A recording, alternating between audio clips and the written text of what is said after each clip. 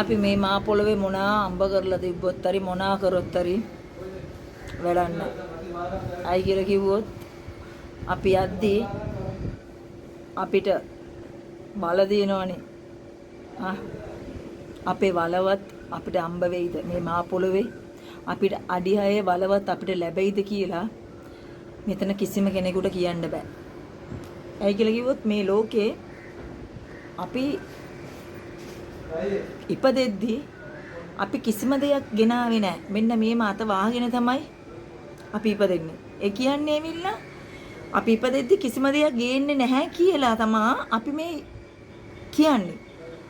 අපි යද්දී මේ අත දිගෑරලා මේ අත දිගෑරලා යන්නේ. ඇයි කියලා කිව්වොත් අපි අත දිගෑරලා යන්නේ අපි යද්දී ගොඩාක් දේවල් ගෙනියනවා. ගොඩාක් දේවල් කියලා කියන්නේ මිනිසුන්ගේ ආදරි, මිනිසුන්ගේ තරාව. ඒ වගේම අපි කරපු හොඳ නරක. අපි මේ මා පොළවේ පය ගාලා ඉද්දී අපි කරපු අපරාධ. අපි කරපු පින්දහම්. ඕව තමයි අපි යද්දි ගෙනියන්නේ. මෙතන කාටද කෙනෙකුට කියන්න පුළුවන්ද ඔයාට සෝනේ වල තියේ කියලා? කියන්න බෑනේ. පොඩ්ඩක් බලන්න.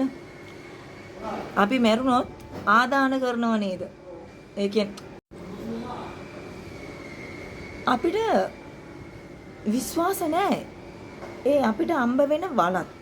ඒ කියන්නේ ඇවිල්ලා ගොඩාක් කට්ටියව ආදාන කරලා මූදේ දිය කරනවා. එතකොට අපිට විශ්වාසයිද අපිට මේ මා පොළවේ අපිට වලත් ලැබෙයි කියලා?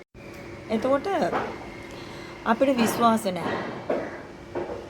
මෙතන ගොඩාක් කට්ටිය මැරුණා. ඒ කියන්නේ මොන අයියලා වුණොත් හරි මාර අයියා ළඟට ඇද්දි අනිවාර්යෙන්ම දන ගහන්න ඕනේ. මාර අයියත් එක්ක හැප්පෙන්න කාටවත් බෑ. හොඳට මතක තියාගන්න.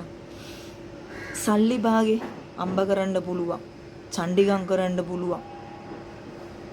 නමුත් මේ ලෝකෙ විල්ලා චණ්ඩිගම් කරපු මිනිස්සුත් අහිංසකයා වගේ ජීවත් වෙච්ච මිනිස්සුත් හැමෝම එක දවසක් මැරුණා. අපි ජීවත් වෙලා ඉන්න කාලේ කිසිම කෙනෙකුට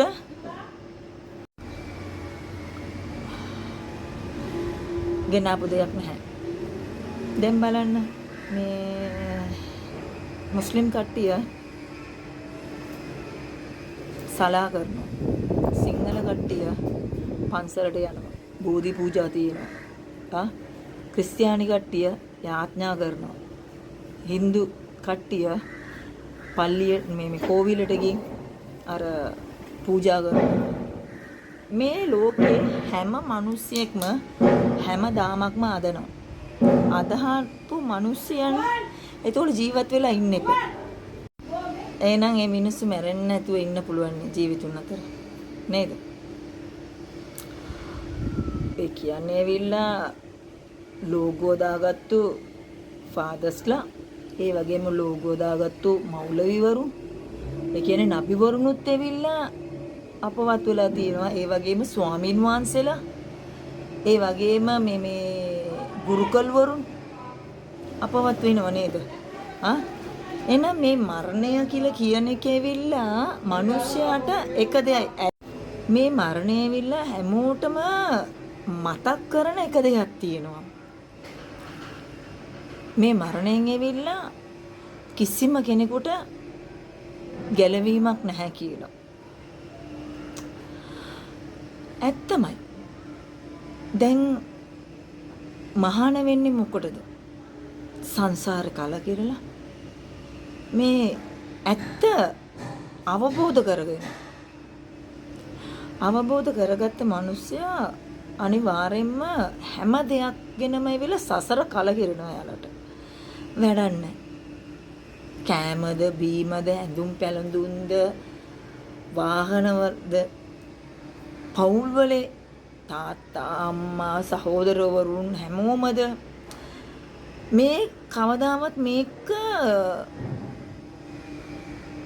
අපිට අපේ ජීවිතේට අන්තිම වෙනකම්ම පවත්වා සිටින්නේ නැහැ. පවතින්නේ නැහැ. අපිට පවතින එක දෙයයි. අපි කරන කුසල අකුසල් විතරයි. මම ගොඩාක් දේවල් මම අවබෝධ කරගත්තා. කෙනෙක්ගේ මරණයක් තියලා කෙනෙක් සතුටු වෙනවා නම් ඇත්තටම ඒ කෙනා ඇවිල්ලා හිතාගෙන ඉන්නේ එයාලට මරණයක් නැහැ කියලා. අර බුදුරජාන් වහන්සේගේ කාලේ ඉවිල්ලා මරණයක් වෙන්නෙත් ගෙදරක අබමිටක් ගෙනාවොත් මේ තමන්ගේ දරුවාගේ ආයිමත් ගිය පණ ටික ආයිමත් නැවතත් අරන් දෙන්නම් කියලා බුදුරජාන් වහන්සේ කාන්තාවකට කිව්වා නේද? නැකියොත් ඒ කාන්තාවගේ දරුවා පොඩි දරුවෙක් මැරුණා. ඊපස්සේ මරණයක් වෙන්නෙත් ගෙදරකින් අබමිටක් ගෙන්න කියලා කියනවා නේ. එතකොට එතන බලන්න අන්තිමට ඒ කාන්තාව හැම තැනම ගින් මරණයක් වුණේ නැති ගෙදරක අබමිටක් හොයනවා. හැම ගෙදරකම මරණයක් සිද්ධ වෙනවා. එතකොට තමයි ගෞතම බුදුරජාන් වහන්සේ බණ දේශනාව කරන්නේ මරණය කියලා කියන එක අපි හැමෝටම පොදුයි. අද ඒ දේ මටත් සිද්ධ වෙයි. ඒ වගේම නබිතුමත් ඒක කියලා තියෙනවා. මරණයෙන් කිසිම කෙනෙකුට ගැලවීමක් නැහැ. ඒක මටත් සිද්ධ වෙනවා ඒ දේ. අපි හැමෝම ඒකට ලෑස්ති වෙලා ඉන්න ඕනේ කියලා. අපි ලෑස්ති වෙලා ඉන්න විදිහක් තියෙනවා නේද? කෙනෙකුට අර කුවකකම් කරලා, ඉරිසියාව කරලා, වෛරය වපුරලා එහෙම ජීවත් වෙන මිනිසුන්ට මම නම් කියන්නේ යන්න ලෝකයක් නැහැ කියලා. මේ හැම දෙයක්ම අපි මේ මා පොළවේ පය ගාලා ඉද්දි අපිට වඩා කෙනෙක් නැහැ කියලා එන රෙස්පෙක්ට් එකකින් එන ගැම්මෙන් අපි ළඟ සල්ලි තියෙනවා, අපේ ශරීරය විල්ලා අර හයිය තියෙනවා, අපිට බුද්ධිය තියෙනවා, අපිට ඉගෙනීම තියෙනවා, අපිට ලස්සන තියෙනවා, අපිට දේපොළවල් තියෙනවා, අපිට තනතුරු තියෙනවා. ඔන්න ඒ වගේ දේවල් තියාගෙන අපි ඇයි මේ ලෝකෙට ආවේ කියලාවත් ගොඩාක් උදවියට අමතක වෙලා. ඒ හින්දා තමා කවුරු හරි කෙනෙක් ඒ මිනිස්සයා ජීවිතුන් අතර ඉද්දී ඒ මිනිස්සයාගේ අතින් ගොඩාක් වැරදි දේවල් සිද්ධ වෙනවා. වැරදි කරන තැනකින් තමයි අපි මේ ලෝකෙට හැමෝම ඉපදුනේ. අපි හැමෝම වැරදිකාරයෝ. අපි හැමෝම වැරදි කරලා තියෙනවා. මෙතන කාටවත් කියන්න බෑ මම වැරදි කරලා නෑ කියලා. ගෞතම බුදුන් වහන්සේ නබිවරුන් එයාලව හැර දේශස්වාංශ සාත්‍රුන් වරුන්ව හැර අපි සාමාන්‍ය මිනිස්සුන්ට කියන්න බෑ අපි වැරදි කරලා නැහැ කියලා. හැමෝගෙම මේ අත් දෙක අනිවාර්යයෙන්ම කිලුට තියෙනවා. මේ අත් දෙකින්ම කිලුට තියෙනවා.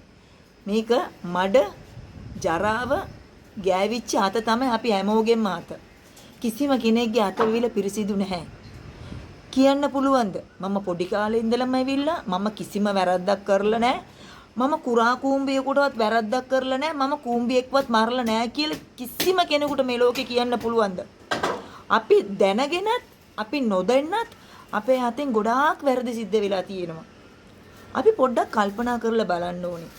කෙනෙක් මරුණායින් පස්සේ ඒ කෙනාගේ මරණය උඩ ඉටගෙන අර ආතල් එක ගන්නව නේද? සතුටු විඳිනව නේද? ඔන්න ඒ වගේ මිනිස්සු මරණය අමතක කරපු මිනිස්සු කියලා තමයි මම නම් කියන්නේ.